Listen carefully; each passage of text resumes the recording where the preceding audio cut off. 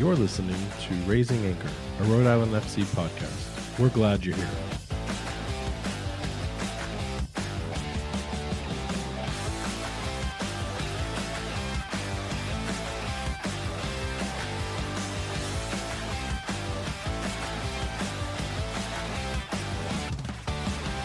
Hello, and welcome to Raising Anchor, your podcast and source for all things Rhode Island FC. I'm your host, Matt Entrican, and with me, as always, is the legendary co-host, Jason Carey. Jason, how is it hanging? Pretty good, buddy. Legendary. Putting some high praise there. I feel like I need to start mixing up the introduction a little bit. Someone said, "Oh, that's a recording," and there's other recordings in the podcast, but I'm gonna start trying to get a little more, loosey-goosey with how I bring you in onto the podcast. So get ready for some exciting adjectives in future releases. All right, yeah, I'll have to start thinking about how I can spice things up there too. Oh, we're spicing things up already. I love it. Do you not think legendary applies for you? Is that not an appropriate introduction? I mean, maybe legendary in some circles. I don't know. Can we say those out in public on a podcast, or would that out you? That I don't know. I mean, in our group, I'm known for a certain trick that we're not going to talk about. Maybe save that for a Patreon save someday that for or the something. Patreon. Yeah, but I'm legendary, maybe working on it. Do you feel it's too soon for legendary? Is there more episodes that need to be recorded before you? Because this is only 9 or 10. Is you need at least 50 before the L word can be tossed around like that? Possibly. Part of it, like I only have like 1 or 2 grays kind of shining through there, so maybe I need to get some more under my belt to kind of really have that claim to fame. You need more W's in the column than L's, right? Yeah. Too many draws. We're not picking up enough points here. It's really causing an issue. Confidence is low. Gotta get the squad morale up. Where's Coach Connor when you need him, right? So, having said that, it's good to see you. Good to be back on another fine recording session. Lots to talk about today. Some news, some just kind of recaps of things that have been happening around the club and around the great state of Rhode Island in the last week. So I think we should just dive in here, and I believe you've got some updates for us around potential spring training. Yeah, so we got an announcement here from the club about some training here in February. So we're looking at the IMG Arena Spring Training. So Rhode Island FC announced today that they will begin preseason training at Bryant University in mid-January and travel to the prestigious IMG Academy in Bradenton, Florida, for 2 weeks of preseason training in early February 2024. In all, Rhode Island FC will engage in 8 weeks of preseason training. So only 2 down there, and I guess the other 6 are going to be up here. I wonder if that'll be the middle, or? Well, that's interesting. So we know the club starts its official operations in January. So I think they do medical check-ins and sign-offs for first or second week of January. But looking at this timetable, they're saying early February, and it's 8 weeks. My assumption was the league started in March, but to make it 8 weeks would put it at the very end of March. So that's actually exciting, because I think we've talked off pod about how will this team train in the less than favorable weather conditions. I think when we started asking ourselves, well, how do other professional clubs do that across the pond, and you found out that they button up and pull their bootstraps up. Yeah, and it makes sense, right? Because you'd want to be able to demonstrate you can perform in the same weather conditions you'll have to play on game day. I guess I always thought that they had some sort of indoor arena or stadium where they could do that kind of practicing, or that on snow days they just conditioned more and did regenerative repair work. But no, this Florida is great. It's going to be 8 weeks. I can't ask for a better situation. I'm glad that they've identified that ahead of the launch of the season. Again, we don't have a team yet, but it's good to know where they'll be kind of getting their first kicks in. What else we got about that news? Yes, let's get back into that real quick here. So head coach Connell Smith commented on the news by saying, investing in preseason training at one of the top training facilities in the country showcases our commitment to creating an environment that fosters growth and development for our team. Preseason training is key to building a roster that all Rhode Island can be proud of. I look forward to sharing more details about preseason matches in the coming months. And then Jason here, head of team administration, had to add, IMG Academy offers the club an all-inclusive training site that replicates the professional training environment. The campus provides world-class training fields and facilities, as well as the highest quality accommodations to allow the team to focus without distractions during this crucial time. While training at Bryant University and IMG Academy, Rhode Island FC will participate in a number of competitive, friendly matches in preparation for the opening game of the 2024 USL Championship regular season. Following the conclusion of the preseason slate in Florida, RFC will shift gears and intensify preparations for the upcoming 2024 USL Championship regular season. So I looked up the academy. It's primarily focused on two things. Tennis. There's a big tennis push for the facilities there. And then there's been a lot of Generation Adidas support for youth prospects and youth development for players that are kind of coming up in the MLS Next or MLS programs. And I think a couple of the under 18 and under 17s have trained for Olympic or, like U18 World Cup matches there. So this facility is definitely nothing to shy away from or say that it's not a complete package. It's a really good call to sit here. The only thing I didn't check is where exactly Bradenton is. I think it's on the Tampa side of Florida, which puts them pretty close to USL headquarters. I can imagine then we'd at least be seeing scrimmages against the likes of Miami FC and the Tampa Bay Rowdies. I don't know. We should probably find out more information about where the rest of the clubs do their spring training. So, I know that in other domestic leagues, it's very much either Florida or it's Arizona. And I can imagine for the West Coast, they probably train in, Arizona, like a Prescott or a Scottsdale area. I'd be curious to see how many more teams come down that don't have favorable weather in their ability to train, or maybe they don't want to spend the money to do that. So it'd be really interesting to see what some of those kind of first teams we see scrimmaging against, what that'll look like. Yeah, when I saw this announcement, I had a similar kind of thought to the whole baseball thing, and I know that people will make a event of it to go watch those training games. And it got me thinking, like, is that something that maybe as the sport continues to grow here that we can tap into and almost have, like, you said Arizona and Florida, like, hey, these are our major training facilities, have some scrimmage games, the diehards will show up and watch the team like that, kind of make an event out of it. That'd be something I think that the league should look into. So if it's Florida, are you saying that we need to ask our partners if they're willing, if they want to go to Disney World, and then this is the trick play to go watch some first team scrimmage? Yeah, I mean, if they're open to the public, I think we could weasel our way in. We could still get in. I wouldn't. It's not even weasel.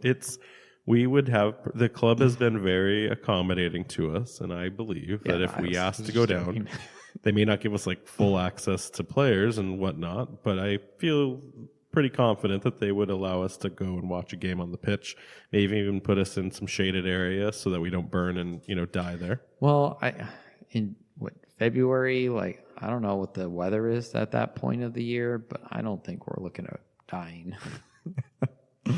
Too true. Just early enough that we'd be okay. I mean, but it's also Florida, so a Florida man could get you too, or Florida Gators. Like, it's other things there that you got to watch out for. It's the Australia of the U.S. Everything there is trying to kill you. I've never really thought of that before. That's a great point.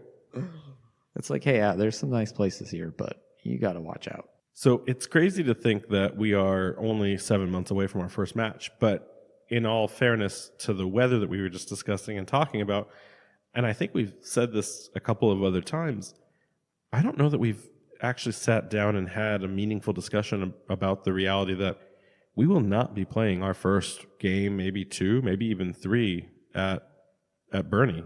It's not going to happen. We're not going to be seeing our home team take the field until maybe a couple of results have come in, and that kind of makes me wonder too, if we're already training in Florida. Have you speculated where we think we might land as far as our first actual game? Do you think it'll be Florida? Possibly. I mean, with the headquarters being down there, They want to see the product too. Maybe a Tampa Bay Rowdies RAFC first game of the season, maybe. I wouldn't mind it being Miami. It seems like Miami is a team that is beatable at all times. The Rowdies are making a strong push towards the championship. I wouldn't mind us getting tossed. Let us start off with an easy one. Yeah, get some momentum, get some excitement behind the fans that have to learn to love the club. Miami FC, and then also too. So I had actually talked in a meeting I had with some of the executives at the club.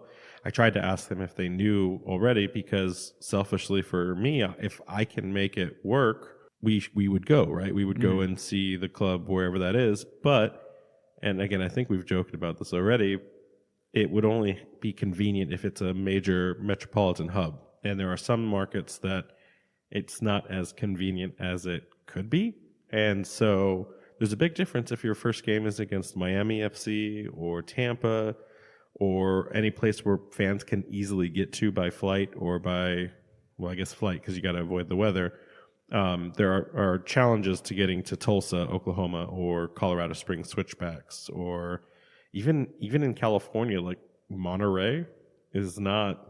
That's a drive from Los Angeles or San Francisco to get down or up. It's not something that's immediately convenient. So I hope that they're able to find the right team. I would love to play Las Vegas Lights as our first introduction to the league. I doubt they'll be in any kind of better shape than they are now. And plus, we can go to Vegas afterwards. So, and I can go to Vegas and put like $20 down on the season for Rhode Island FC and make some money that way as well. Yeah, that might be a fun trip. I think that would be a good one. I'll be interested to see how many fans can show up for away travel support. I've been to a USL game now.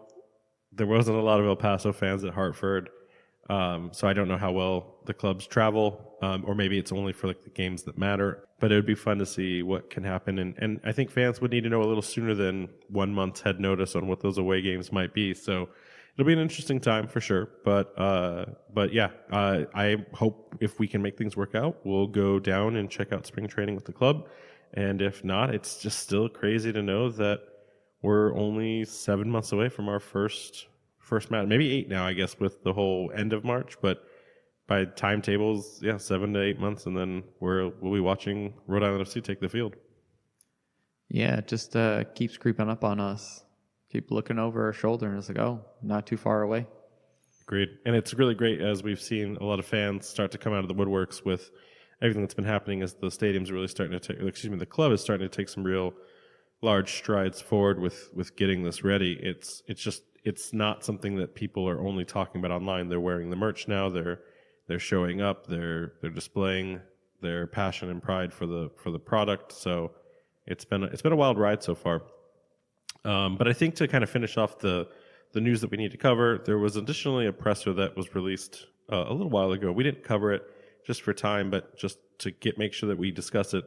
Rhode Island FC also has announced that they've partnered with 2 additional companies that are both Rhode Island based.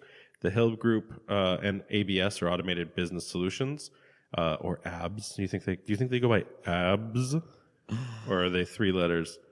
I think they're an ABS kind of people. I mean, some pronunciations in Rhode Island are weird. There's Gomes and there's Gomez. So I think that's the difference between like Spanish and Portuguese.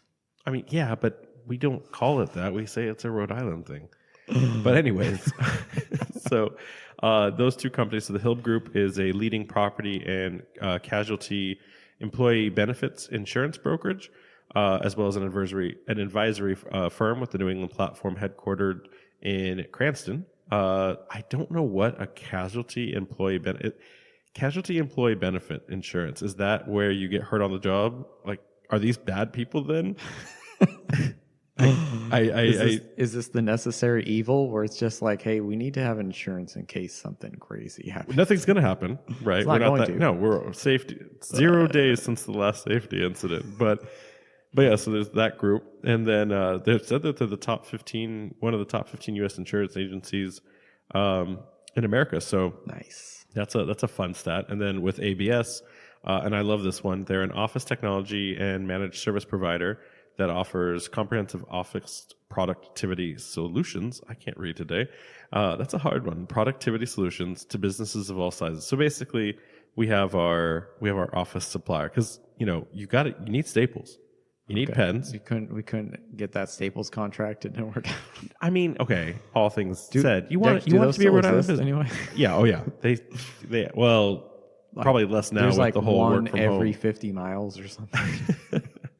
But I mean, I'm glad we didn't just get the Amazon or Staples contract to service those things. It's great that we went out and found a business. That's how you want to do it. Yeah, 100%. So those make absolute sense to me. I wonder if we're going to use the Hill Group for insurance for the stadium. Oh, is that a casualty employee benefit for a player if they get hurt on the field? Possibly. Yeah, I don't know enough about insurance and such. Really sad too, because I'm dating someone who's deep in insurance. So you'd think I would have taken the time to find that out, but mistakes were made. It happens. So then from the news, we just need to start jumping into a lot of the conversations, but I wanted to make sure that we kind of talked about our player tracker as we know it right now. So in the last few weeks, we've mentioned some ideas of who we think may be players that are coming on. And I thought it was really interesting. Coach went on one of the local news broadcasters to do a quick segment, little plug to hype the RFC. And, after they peppered him with what's going on with the stadium questions, he did get into some of the breakdown of what the team building process looks like and what to expect. And he told the news that they're in the process of actually negotiating several offers with players that have been already put out there. We have it on our sources that the players are already basically at the contract level. We can't say anything yet from what we know, but that those are things that are happening. But what I thought was really interesting that Coach shared on the news station was that some of this release conversation is in a holding pattern because of league rules where they need to be released at certain times. I don't know that I understand that. We should probably learn more about that so that in future seasons we can kind of understand when to expect announcements of that nature. Because I don't know what that hurts the league. I could understand if I understand trade windows, but I don't understand when a club is brand new what those impacts are. So that was kind of interesting to me. But then I've also heard that whoever we do sign as our first few players, we want to make sure that those are those impact players that are the ones to really excite people around the club, around the fan base to make sure that it's not your third string goalkeeper. We kind of mentioned that. I think from what we're hearing and for what it sounds like from that interview is that conversations are already being had. There's maybe even someone hasn't actually signed the paper, but they've agreed to it in a sense. But because of the league's rules, they can't just come out and say this. So there's work already being done in the background. Potential candidates are probably already in the pipeline. But until the USL allows the team to, nothing's going to happen. And in that sense, sure, maybe there are some of the harder to get, the bigger, the marquee signings that excite people. Maybe some of those are still being worked on, and those would be some of the ones you want to be the first announcement. And then after that, oh yeah, by the way, we picked up, like you said, third string goalkeeper, backup right back, rotational center mid, stuff like that. You mean he can't just buy the entire the entire Loyal team and just bring them all over as a group and say, I did it. I built a team. Yeah, I mean, especially with their recent form, that might not be a bad idea. I do find it interesting with the way that you can't really announce this and the kind of the regulations. And if we're already having conversations with some of these people, I don't know how closely you follow some of the transfer rumors abroad, but sometimes you hear of clubs trying, like when someone's contract is winding down, they'll get mad at each other and say, "Oh, you're tapping them up," when they're like, you're talking to this guy when you're to kind of, it's not an appropriate window for you, or you've not gone through official channels. Like, I didn't come to you and say, "Hey, I need to talk to this guy. His contract's going to expire. I want to sign him," because you're still trying to get him to re-sign because you don't want to lose him. So yeah, I don't know how some of that works over here. It's interesting that hear that we've kind of already got some of this maybe in the process. No, yeah, those are all great points. I still don't understand free agency pickup when your league is off cycle with the rest of the sporting world. Because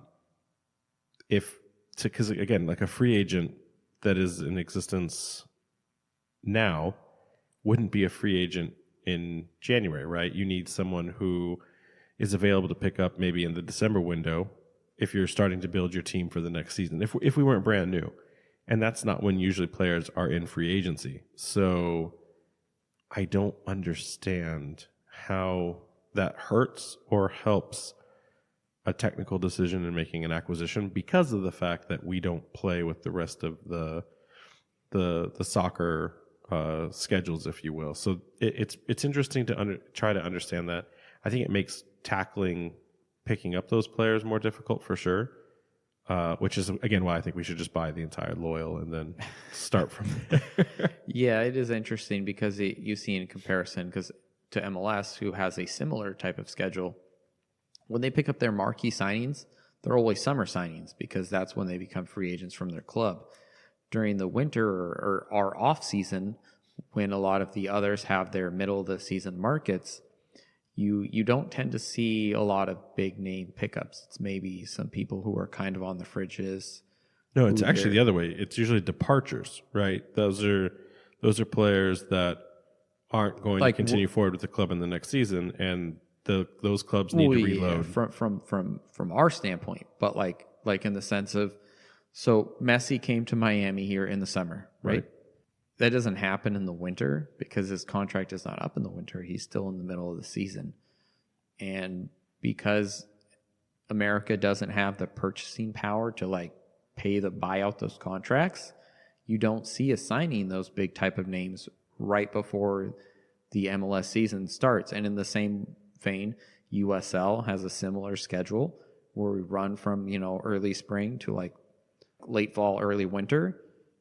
So not that we could pick up a name like that, but if we are trying to make a bigger name contract, we'd have to look into leagues that have a similar schedule to pick them up on our quote unquote off season. Because for the rest of the world who follows the FIFA schedule or whatever you want to call it, they're in the middle of their season. That's not going to happen. No, you're absolutely right. I am curious. Do you think we know how much money will splash out on a player for a signing? Because we've talked earlier in the pod about what the normal range for a salary player of a USL caliber player is, but I don't know. I actually don't know the highest paid player in the league. I know that it doesn't usually exceed the 6-digit mark, but I'm curious. I wonder what will pay, and because acquisitions and players are getting more and more expensive in this world nowadays. So I wonder if our first signing will be a budget, like it's the right move and it's a free agent move, or if we'll go out and do a headhunt and what does that cost? I really hope eventually we can get access to some of that, not the CBA stuff, but what those player contracts look like, because really all we have is transfer market to determine what value, and that value is usually based on prior season contracts that we find out were disclosed after the player has already moved into the current one. So what do you think? Do you think we'll see a big purchase, a marquee? I wouldn't be surprised if the club splashes out a little bit to kind of come onto the scene to a certain extent, make a name for ourselves. Obviously, we can't, field a whole team of this, but, maybe that marquee signing will be like a veteran of the league or something, one of the, like a top playmaker or a top scorer or something like that, to really say, hey, like, we mean business. I hope so. And it'll be really interesting how they play that up. So in non-player rumors, I think just to kind of quickly recap the USL in the last week, what are we talking about today? Are we talking about power ranker? Are we going to go back to the standings? How do you want to cover this? We can do a little bit of both here. Little column A, little column B. Yeah. So we've got some feedback that because we are separated into two conferences, that people kind of care more about the Eastern Conference. So I think we'll definitely go with that. Quickly looking at where our random teams that we selected for the year, though, how they're doing. Right. So, because that's all we care about that's going on over there in the West. You're at 8 in the 8th spot, El Paso Locomotive FC. They finally got a win after a long period of losses. I'm convinced now that it's me. Like, before I was convinced that it was me because I had accepted this team. I went and saw them in person. They won. Now I'm not watching them again in person, and they're losing. So El Paso may need to think about flying me to wherever they are for the remainder of the season if they want to get those W's. Get their form back in check. And Rio Grande Valley FC in 11th. So have they moved at all? I think at one point they did. They won a few weeks back. They went up to 10th. And they were like, we're not comfortable being this high up. We better. Yeah. So. And if the lights weren't there as a punching bag, what would you do? I don't know. Anyway, so that's all we're going to talk about for the West for now. Maybe as we get to the end, we'll kind of, what are the final standings, address that. Eastern Conference, though, up top we got Pittsburgh Riverhounds SC in first, Tampa Bay Rowdies in second. Third is Charleston Battery. Fourth, Louisville City FC. Indy 11 at fifth. They've been in good form recently. Memphis 901 FC. Yeah, those are awesome. Memphis 901 in sixth. Birmingham Legion in seventh. And Tulsa rounding out the 8th spot. So did you hear all of the drama about the recent Tampa Bay game in Hartford? Yeah. Basically all of Hartford got COVID. Which isn't a laughing matter. Yeah, no. It sucks that it's still kind of something that we have to deal with. But so their team, they did not have a lot of players available. They didn't have a goalkeeper for the game. They had to assign a 25-day contract to a goalkeeper to be able to field. They didn't do one of those things where like their goalkeeper gets red carded. You don't have the backup goalkeeper. So then it's like, I don't know, my right back is now my goalkeeper. Well, so I think they would have done that, except they only brought 13 people.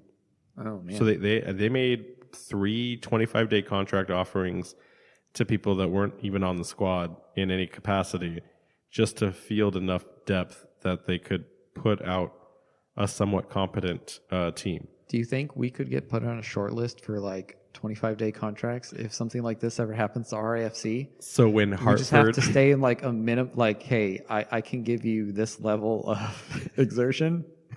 And if, worst case scenario, call me up. So it's funny, is when Hartford announced this, so there was a lot of drama about this where they went on social media and started posting that they had reached out to the club, Tampa Bay. They had reached out to the league and said, hey, we can't play this game. We need to move it. And the USL said no. They said that Tampa Bay agreed that the game should be postponed, but that it was the league's decision to not do it. And in that post, there were a ton of people saying, sign me to a 1-day contract. I got you, fam. There were a lot of people that I can stand in between the poles. I can guard that net. Can do a job. Yeah. And so it was really interesting. But what was crazy is as we've come into the league is there were some people, and this is where you need to get your tinfoil hats on, where they said, oh, this is because Tampa Bay Rowdies are obviously Tampa Bay. Where is headquarters, Jason? Tampa Bay. Yeah, right? it's in Tampa Bay. So allegedly, and I have to make sure that we don't get fined later for this, that a lot of the executives who follow, the sport that they're managing over, they're Tampa Bay fans to a certain extent, and so they want to do anything and everything to make sure that Tampa Bay succeeds. And so while you could argue that Hartford being in last place, it really didn't matter the results, it was more important that Tampa Bay got the win. So why not beat up on a team that's already been crippled and make sure that you secure that W so that you can lock in your playoff chances and standings and get the clinch that you need. So there was this conversation kind of developing online about how this was all a huge plot by the USL executives to make sure that their golden boy child team stood out above the rest and got an easy win. In further investigation, as I start asking questions from people that I know that I'm building relationships with around the league, they said that this narrative happens every year. So Tampa Bay may need to become one of those conversations where they're the spoiled darling of the league. Whenever things go their way, it's all been pre-orchestrated, and when things don't go their way, it'll be don't worry. The execs will switch some rule in the near future to make sure that they benefit from it. Oh, okay, so it's like in the MLS, whenever a team gets a big marquee signing from Europe, and then they say, "Oh, just Don Garber's favoring them," that kind of thing. What was it before Messi? It was the LA Galaxy. It was the Beckham rule. Yeah. Yeah. So same idea. So I won't subscribe to it until I see it happen, and then I'll be furious. Not until we have a stake in the game. RFC is getting. We're not getting the calls our way. Some random ghost fouls are happening. Yeah, I think the reality too, we're getting to the end of the season here. I don't know if there's a lot of room. No, and that's what they came out and said. The schedule's too congested. They can't make that happen.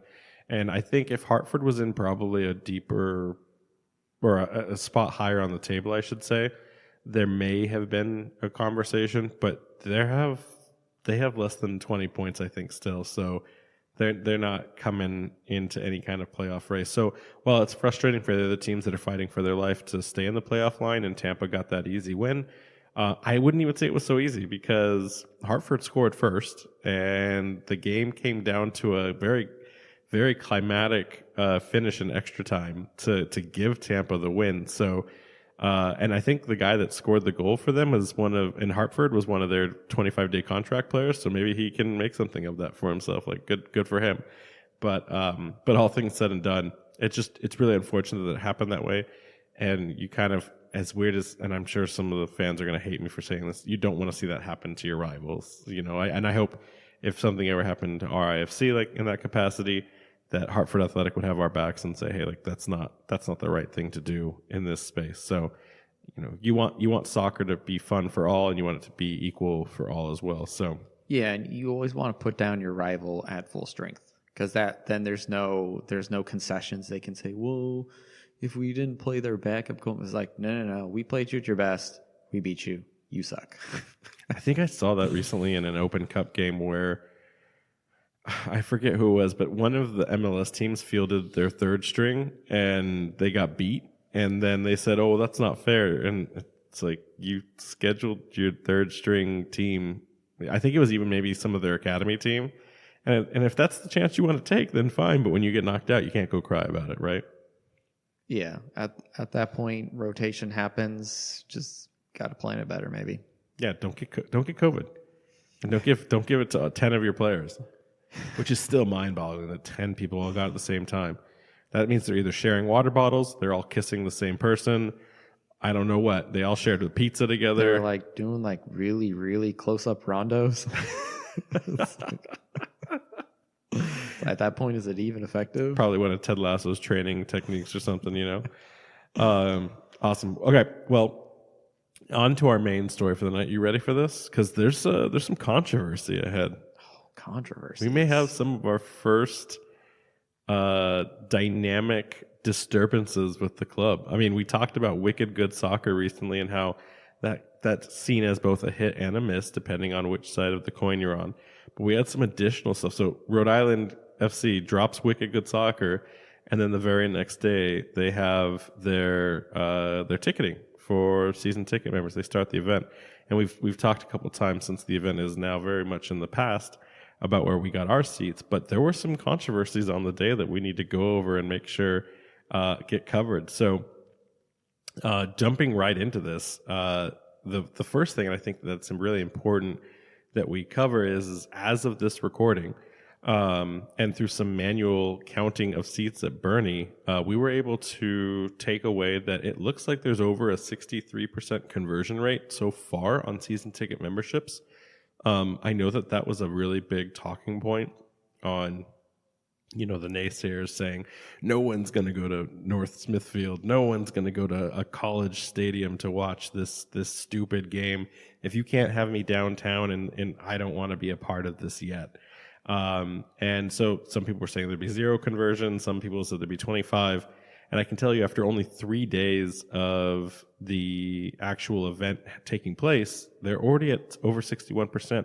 And that's a conservative 61% because there definitely seems to be some clustered areas where they maybe still have that on reservation for like away supporters, or maybe they want to do something with the AYSO groups and like youth organizations that may come in. There's just too many tickets clustered in certain areas that it doesn't seem like those were open for the general public. And when we had talked with the executives at the club, they were thrilled. They were completely thrilled with the initial results. They were really blown away by the support that people had reached out. And they said they were actually also surprised to understand that there are additional people, and numerous people who are already looking to place orders that didn't get in on the season ticket window the first time around, or they're just looking to pick up single game or mini plan ticket options when they go on sale to the general public. So overall appreciation and support has been amazing. And after 3 days, already converting 63% of your base, remembering that if you got 100% conversion, the stadium would be sold out every game right out the door. I see this as nothing but positive takeaways. What do you think? Yeah, I think realistically you do have to leave some room open for, like you said, maybe there are some groups, AYSO or something, you have events. And as this happens, you have to have some tickets to be able to sell to people, like maybe like week before, day of, the soccer crazies like ourselves are hyped. We're there, we're ready. But some of this, like, not everyone, like, it'll just hit them all of a sudden, like, oh, there's a soccer game this weekend. Okay, yeah, I'll go. Right? And then there has to be some tickets available for those people to be able to go and buy. Agreed. I will be really curious if those reservations we see are for the people that they need to have a certain number of tickets. I don't know if that's the right way to conduct business at that point. But what was really interesting to me is when you looked at the spots that were filled up, and I went back and just made sure that this was still an accurate statement. Every single one of the most expensive field seats, the suites or the bench seats that were the most expensive ones in that bracket heat map of the ticket price options, those were all sold out. So I thought that those would be the hardest ones to sell because there was so much argumentative noise from people that weren't even really interested in the product. They just wanted to compare it to Revs or the Providence Bruins or any other kind of sporting event locally that said it was just too much money to invest or to buy those kinds of memberships.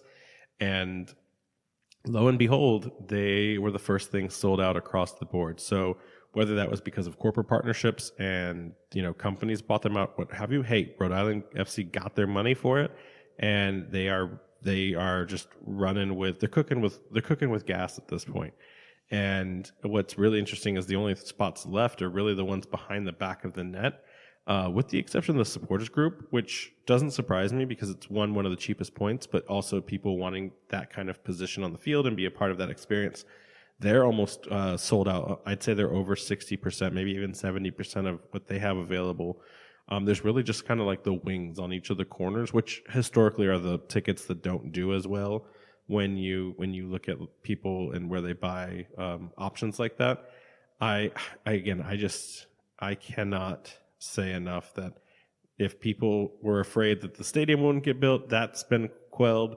And now if they were afraid people wouldn't show up, that also has just been completely satisfied in my mind and blown away. Yeah, that's awesome. It sounds like we're doing really good, heading in the right direction and all this stuff. And just a slight tangent, it's unfortunate that these naysayers have a platform to constantly yell at us. It is what it is, freedom of speech, etc. Man, these people, like, when are they gonna, give it up?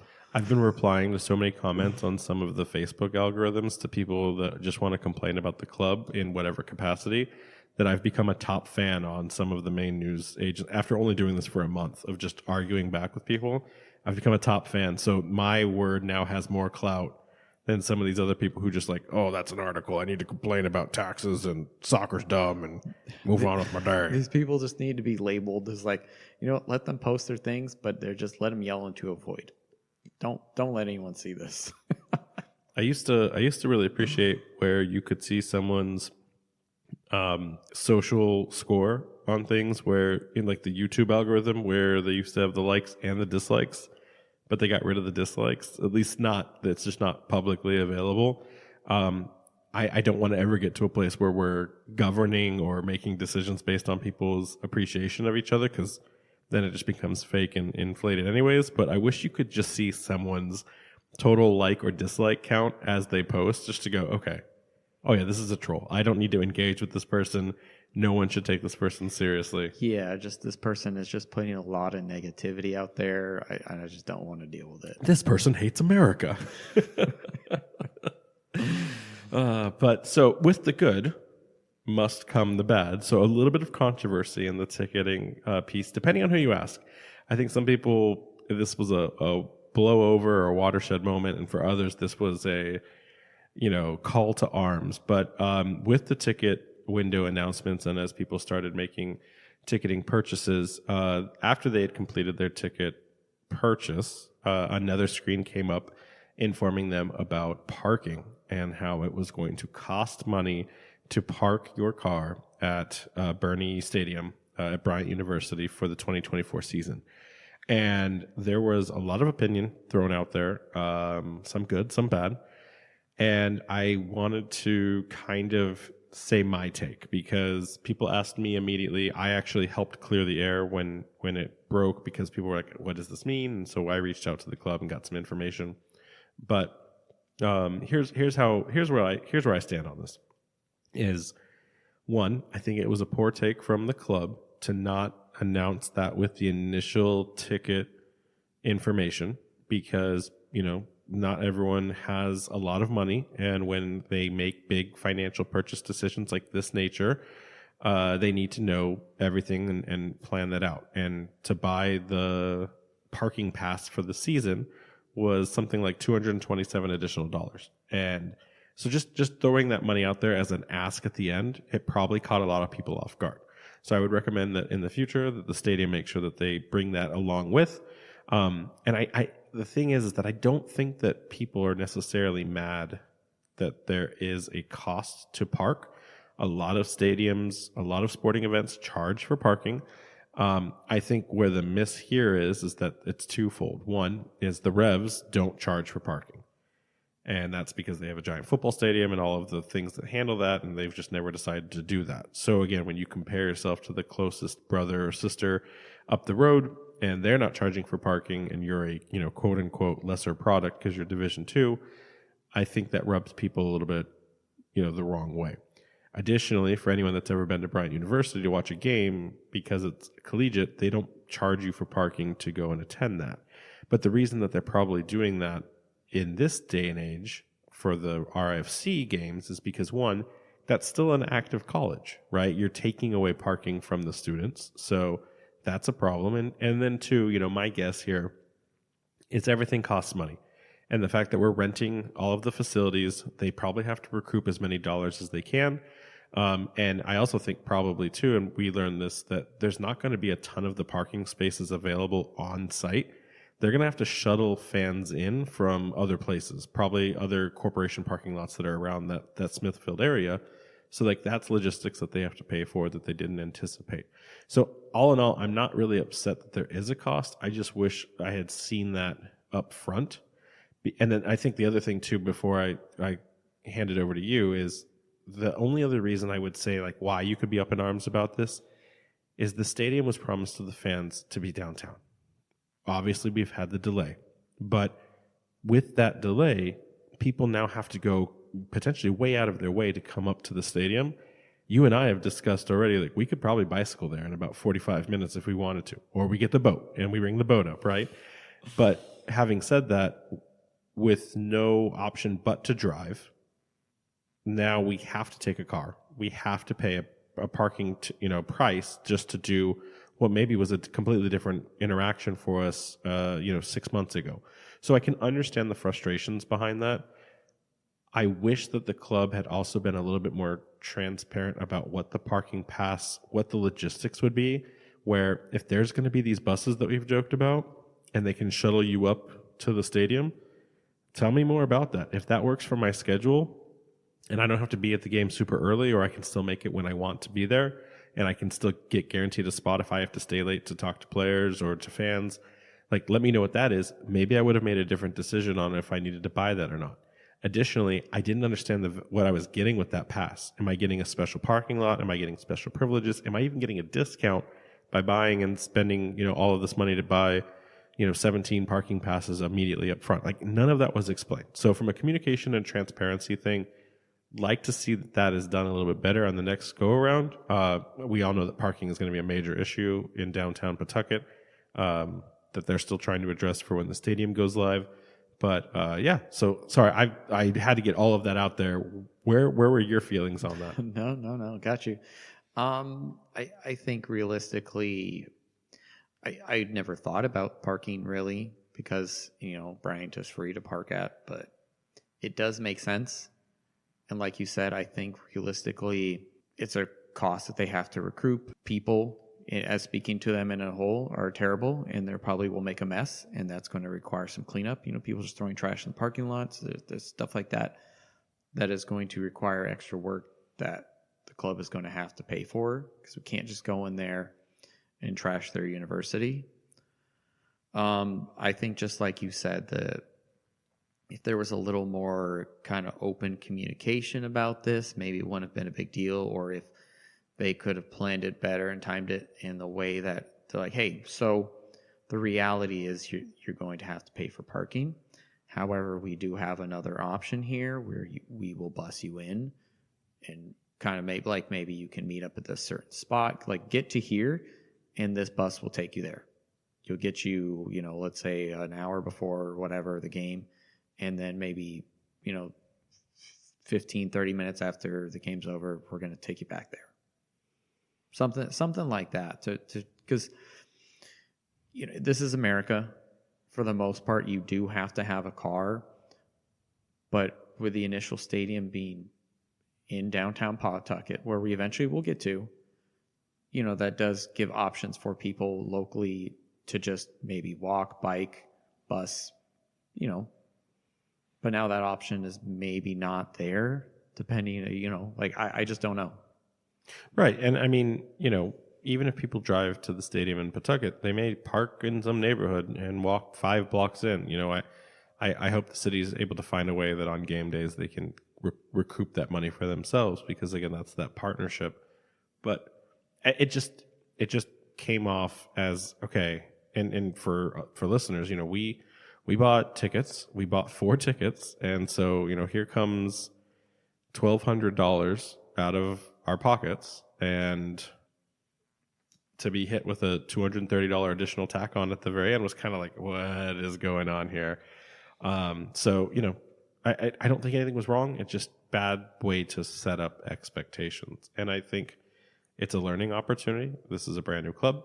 Brand new processes, and some of these are temporary processes. Maybe they didn't even have to think about this until suddenly they had to realize that we would be playing on a different field for the first season. So yeah, and I think to be fair to them, part of this whole process is figuring out how the whole temporary house is going to work when the idea is we were not going to be there. Agreed. And so it'll be like everything will work out. I hope that, because I heard a very small number in comparison to the number of tickets that are available. Obviously, it's not like one person per car kind of situations when you think about traveling up to watch a game. But the numbers that I read, I was told by the front office, and I don't want to quote it because I don't know if it was shared on or off the record, but it's not the largest number that would reflect a full capacity of the stadium. So I'm wondering, are they selling the pass and you may end up in the shuttled lot regardless? Or, because again, nothing was explained with that ticket price. Did I get a spot now? Because we bought one because we wanted to make sure that we were as close to the stadium as possible. But did we get a parking spot next to the stadium, or did we get a parking spot? Did we just get guaranteed a parking spot that we may have to be shuttled? Yeah, at? I wonder if part of that just comes down to first come, first serve, in a sense of, like when you go to a sporting event, if you are not there earlier enough, you start getting to like, oh, Right. we're sending you to that boonies. back lot, and you got to walk all the way. So what you're saying is game day will now start at 8 a.m. for us on Saturdays, even though the game might not start until 7 p.m. At that point, it's more game lifestyle. I don't think I can stay sober for 14 hours before a game. I'm just saying. There's a certain point where there's nothing to do but to partake in festivities around the stadium. So, but yeah. So back to it. I'll be really curious to see what the fans think overall of it. I can say that general response from who we've met and talked to as of late has been nothing but positive. It's been really interesting. We've connected with Rhode Island FC in a couple of their events that they've been doing over the last few weeks, and getting to meet people who have been on the radar to be season ticket members or being really interested in the club from day one, but haven't been investing in things like the Discord or the supporter group or us as a podcast. Just getting to talk to them, the familiarity they have when they get the excitement they get to see when they say, oh, hey, like, here's some more fans. It's just been nothing but like really positive so far. And yeah, it's always exciting when you see other people having the same passion and the same celebration of both the club and the future success of the team, and just the passion of the fans that are coming together.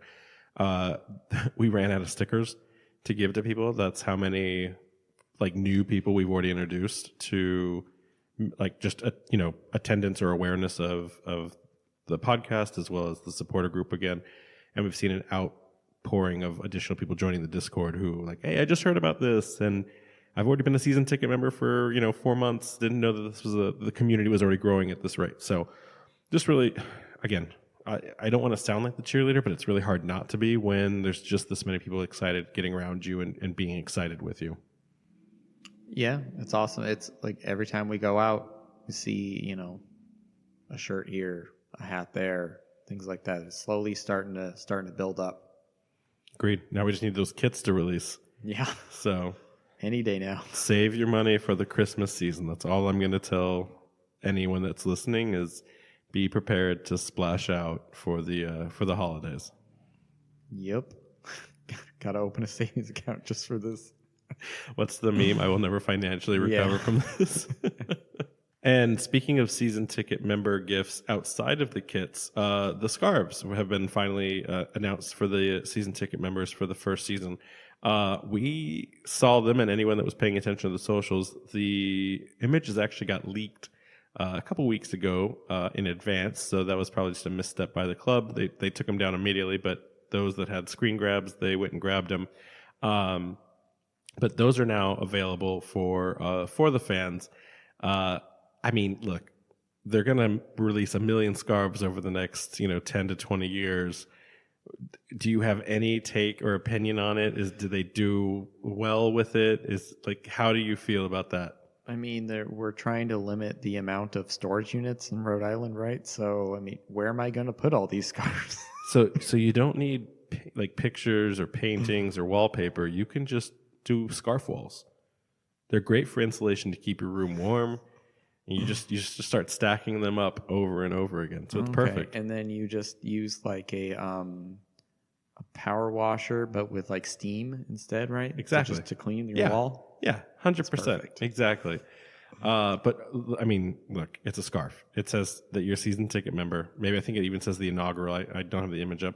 It's that lighter blue. It's that like third accent color they have in their branding kit. anything wrong with it, or is that completely satisfactory for what a first season ticket member giveaway should be? Yeah, no, I it's cool. I think that like I said, there's going to be a lot of scarves, so we can't eat through all of the designs right away. You know, Right. it's just like that. Hey, here's the other one, the alternate one. You know, even if it's just a different color, it's kind of that limited type of thing that you just can't get by going to buy one. You have to be a part of the season ticket membership. Right. I think that's the fourth scarf that they have. There's like one that they made before they started making scarves. It's in like a nylon material. There's the two that are in the club store. That'll be the third. So they're already at 4 scarves. And again, there's no team yet on the field. So I think it's perfectly fine. I'll be curious to see who uses that one as like, I'm better than you. I am a season ticket member versus maybe a better design that people are willing to spend more money with their season ticket membership discounts that they got now for being season ticket members. But I perfectly fine. Doesn't speak any bad things or amazing things. It's wicked good. I'm sorry, Defiance. I apologize for throwing that out there. But for fans that are season ticket members that want to go pick that up, you did receive an email about some additional information about your tickets.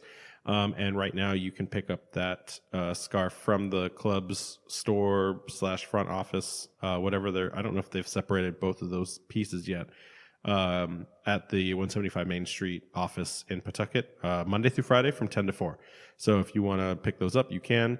The club has talked about maybe having them on hand when they go to events and bringing some to the tent that they put up, but I don't know that that's actually going to happen yet because some people were already asking in front of us when we went and saw them at the Dragon Boat races, and they didn't have them on them. They're trying to get you to go to the store. I don't know what happens. Maybe if you don't pick it up until the game one, you just pick it up on game one day. And yeah, I don't know logistically how that's going to work. Do they only have enough for everyone? It's like how to make sure no one's trying to be mischievous and double dipping or something. I mean, if you're going to double dip, like, come on, get over yourself. Cool. We have 4, so maybe we'll give. I don't know. Maybe we shouldn't say we'll give away. To our girlfriends may want those, and your wife may want those scarves. So, but yeah, so that's where we're at with that. And then I think honestly, with the scarves and the tickets, I think we've covered enough with the club today. We don't have any exciting, amazing, hot breaking news this week. I know there was some loan discussions on like how the money was working to fund the rest of the stadium, but we're not really going to go into what that is because we know it's the loan. We know that the financing is there. It's not worth kind of breaking down those mechanics. And I think, and we also haven't had any events right now. That we're so far into the future that the club doesn't have any additional events yet that they can post. So we're running a little dry on content this week. It's a problem for when it happens when you time travel. You know, you can't tell people what's happening in the future. But we can say that we do have some exciting interviews next week and the week after that with President Brett Louie and from the Rhode Island FC and John Morrissey from the USL. So we will be giving you better content than not having enough to talk about now, but those are going to come in the next week or two. Do we have any questions this week? Yeah, we got a listener question here from Rich, and he wants to know, with the Loyal exiting USL, do we think there are other USL clubs at financial risk? From closing, like shutting their doors? Yeah, I'm thinking maybe he's saying this because ultimately they are shutting down financial risk in the sense that they don't have a stadium, and now with Big Brother MLS coming in there, they're probably going to, get an MLS stadium before they can. So, like, how do they recoup that money? Because they're having to share the profits currently, the tickets with, is it Torero, right? For the Loyal, yeah, it was Torero Stadium. It was USD. So, yeah, I think with Miami, with Inter Miami there, maybe that's an issue. I know that you had mentioned that they have a very rich owner. The only thing I wonder about something like that is at a certain point, does he, like, what if he loses interest, Right, like it's a passion project that he's not interested in passionately supporting and losing money to anymore. No, that's a good point. I haven't really thought of it in terms of who would close, because like you hear all of the conversations taking place nowadays about the league introduction fees, and it's at 20 million now for just USL Championship. So it's weird to be talking about teams that may not make it. Not to say that doesn't happen with this league. It's very much an at-risk thing. I still think there is risk for the clubs that are in the sites of MLS target markets. So I've heard a lot of conversation about Detroit wanting a team there. I think Las Vegas is still a spot that wants a club to be put in from an MLS level. And then Miami already does have that market. So, yeah, no, I think that the MLS probably is the biggest threat to USL right now in terms of existence. Outside of that, it's like you said, it's the clubs that rent their stadiums and are not playing in soccer-specific venues. A couple of clubs are breaking ground on that right now. So Indy 11 has their soccer-specific stadium being built. New Mexico United is building their stadium at Balloon Fiesta Park. So those are already in play. So I think it's really only the stadiums that are at risk for the rental or especially the baseball conversion stadiums. Those seem like I've seen the grass in some of those, and it's slipping where it's on dirt, and it doesn't seem like it's even safe for the players. So I'm not really sure how much longer we can sustain that as a professional league if we're renting in the wrong sporting venue. Like at least get a track and field park to play in and put some bleachers in versus a baseball stadium in that sense. I will say that if you go by attendance, the clubs that are at the most risk from that perspective, outside of the ones we've already mentioned, Memphis 901 and Loudoun United seem to be the most at risk just based by attendance. They're not really pulling. They're the weakest teams in terms of performance now, along with Miami. So if that's an indicator or a barometer of danger, then that would be where I would lean. Fun fact about Loudoun, by the way, they just announced that they're converting over to Capelli Sport, so the same kit providers that we use. So that'll be interesting to see how that shakes out. But yeah, that's kind of just stealing our homework.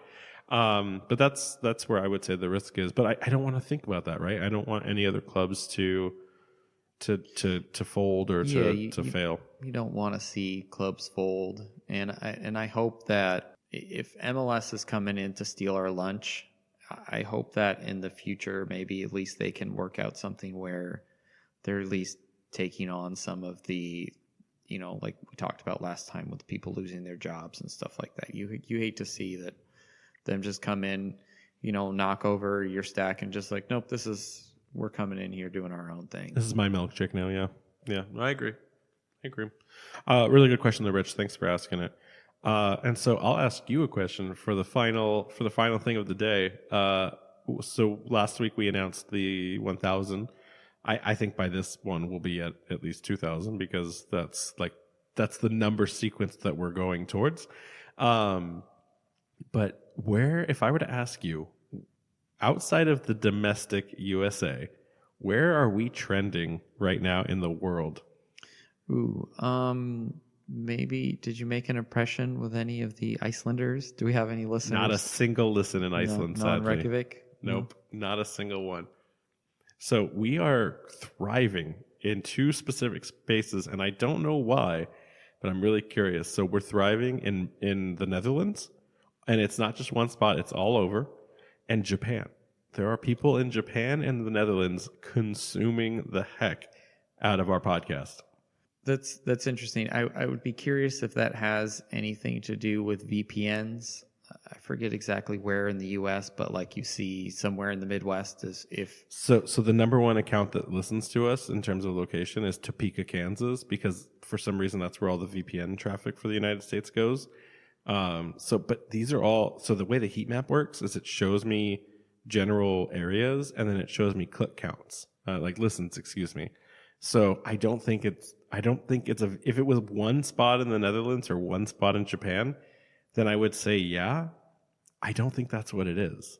I think there are fans, or maybe it's a couple fans who travel around their countries. In fact, I can go even further. We had two listens in Ireland, and I know that was Coach listening to the podcast while he was checking out Bohemians. Nice. So it's just really fun to like get into the data. But I stay away from the total listens because I don't want to be that person who's working towards likes. But looking at the heat map and the impressions of it, it's been really exciting. I even found we have a New Mexico United fan, a supporter, I should say. He's obviously still very much a fan of New Mexico United, but he's been listening and paying attention because he's excited to hear our take on being introduced to the league.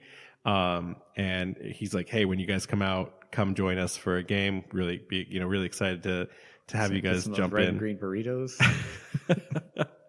I want to ride a balloon, eat a burrito, and watch a game. Yeah. We got to go to Kirky. Got to go get some craziness in Kirky. But yeah, no, it's just really interesting. I also saw in the Rhode Island part of the heat map, we have a lot of people listening from the Hartford area. So I don't know if they're doing reconnaissance or if they're just so bored and so alienated from their Connecticut product that they want to join something more fun, like Flash in the Pan. But yeah, a lot of Connecticut listeners and a lot of Boston listeners too. That one surprised me the most is that, you very much have the Revs. You'd have to drive past the Revs to come to us. Yeah, I don't know. Maybe the Revs haven't really, sunk into some of their hearts, and they're kind of... Seems to be the largest common denominator when I ask people that are excited about RFC versus the Revs, that the Revs just don't do it for them in the sense of the administration, the way they've managed the team. Soccer-specific stadium seems to be the biggest contention point, and I get it. No one wants to see Gillette not filled because there's just not that big of a draw yet, but that same crowd in a soccer-specific stadium would be blowing the roof off every game. Yeah, I mean, it's disappointing to, like, when you see the Sounders fill up a football stadium, and then you see the Revs over here, it not so much. Isn't the Seahawks stadium, though, in downtown Seattle? Yeah, I mean, also, if we're being honest, like, the Sounders have a lot more history, right? They go with back soccer, to, like, sure, but Boston's 1976 fans or are something. the biggest sporting fans on the planet. Yeah, soccer is still growing. It's doing well here, but it is still not. It's not something you can just, like, you can go to and have a random conversation with probably someone about the Pats, right? But how many people are actually going to talk about the Revs? Yeah, I agree. It was interesting. I was just reading a journal that studies sporting like product accumulation, and they recently did a favorability study. And again, no idea if this was sponsored by MLS, and it's one of those number games that is easily, you look at it from a certain specific data point and you can tell a different story from what they polled. MLS is the number one domestic sport in terms of attendance, in terms of what they're interested in terms of what they want to pay attention to. People at a certain age are more invested in soccer now, more than anything else. And I think baseball and hockey were actually the last two on the list of professional sports. So there's definitely an appetite in the younger generations to continue to see soccer grow. Yeah, it does seem like that sport is, once it gets a hold of you, it almost in a way becomes your lifestyle. Like you were saying, when you went and saw Hartford, despite the fact that they have like 18 points, there was a good turnout. Do you remember when we had to look at their record and we couldn't make heads or tails of if they had 4 draws or 4 losses because the numbers just didn't feel right, that it could be that many losses in a column? Yeah, it was just, the site was weird the way they oriented the categories. We're not here to bash on Hartford. They had COVID, okay? Like leave them alone for a week. We'll pick back up on them next week. But yeah, no, all in all, yeah, absolutely. So our biggest fans, Japan, Netherlands. Got a fan of New Mexico United. Got a couple of fans in Hartford. The league is listening to us. I've seen some Tampa Bay listening. So just been really fun. I don't want to get too much lost in the weeds of that. I probably won't look again for a while. But outside of Topeka, Kansas, and that VPNing, we're doing all right for ourselves. So that being said, still go buy merch from us. We'll be dropping some new stuff in the upcoming weeks for your purchasing pleasure. get it now before you realize that you have to save more money for the kits that come out in the the final months of the year. And just really appreciate everything our fans do to support us. Yeah, we appreciate you guys. Couldn't do this without you. So Jason, you wanna get us out of here? All right. And if you guys want to connect with us on socials, Twitter at RAFC Podcast, Threads at RAFC Podcast, Instagram at Raising Anchor, and www.raisinganchorpodcast.com. Hey man, as always, a pleasure. And anchors up. Always a pleasure, buddy. Anchors up.